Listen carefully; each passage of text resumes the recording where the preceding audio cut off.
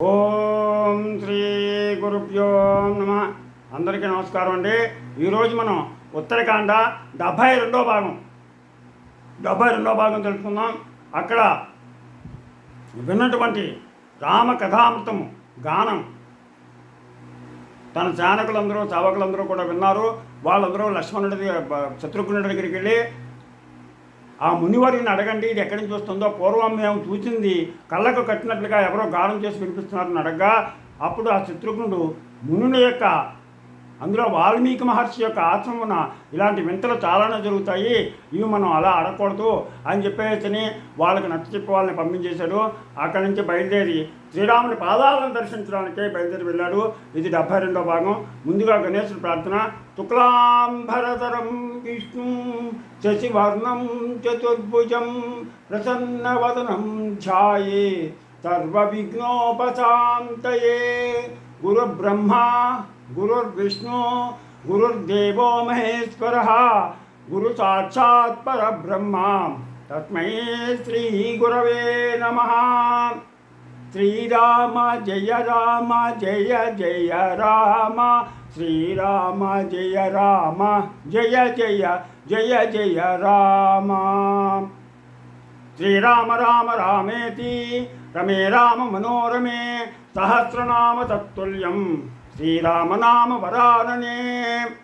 హరి ఓం. ఈరోజు మనం ఉత్తరకాండ 72వ భాగం తెలుసుకుందాం. నిద్రలాక విననింపైనటువంటి సంపూర్ణ ఆనందమును కలుగజేయు ఆ కథను, ముద్దులకు మాటలను, జగత్తును మోహింపజేయు సుకుమారమైన పాటలను వినుచుండగానే సూర్యోదయం అయింది. అంత నిత్య పూజా విధానమును పూర్తి చేసి మునికి నమస్కరించుచు, మునీంద్ర, నా ప్రభు అయిన రామశేఖరుని చూడ మనస్సు ఉర్రూతలుగుతున్నది, అనుజ్ఞ ఇచ్చినచో వెళ్ళి వచ్చినగా ముని అతనిని కౌగలించుకొని వెళ్ళి రమ్మనగా రథమునెక్కి వడివడిగా రాముని చూడవలనండి కుతూహలంతో వెళ్ళి అయోధ్యాపురము ప్రవేశించి శ్రీరాముడు ఉన్నటువంటి ప్రదేశమునకు వెళ్ళి ప్రకాశమానముకు బంగారు సింహాసనంలో కూర్చుంది.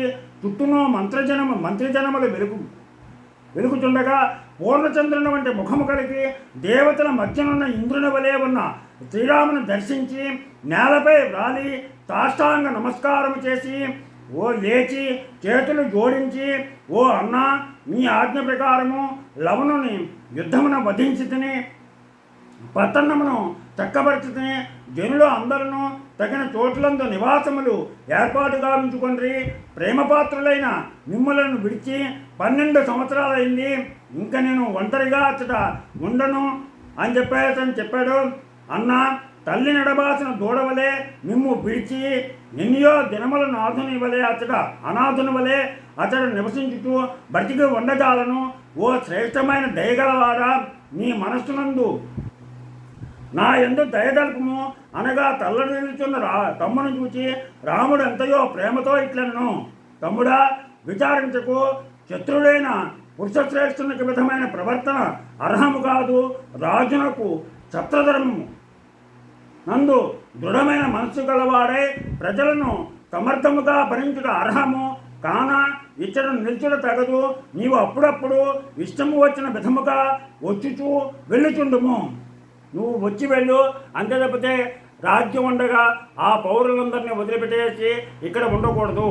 నువ్వు ఎప్పుడు రావాలనుకుంటే అప్పుడు ఇక్కడికి వచ్చి నన్ను చూసి వెళ్ళవచ్చు అని చెప్పాడు. అనురాగమునందు నీవు నా ప్రాణముల కంటే ఎక్కువైన వాడవు.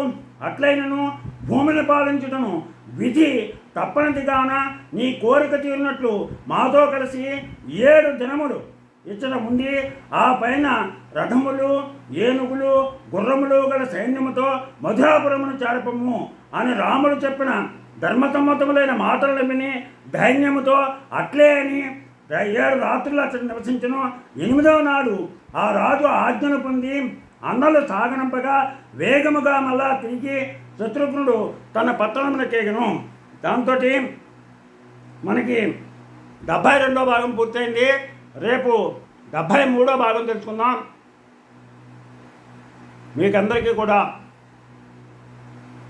నా ఛానల్ కనుక నచ్చినట్లయితే సబ్స్క్రైబ్ చేయండి, అలాగే లైక్ చేయమని కోరుతూ మీ రాపాక వెంకట ప్రభాకర్ బాబు.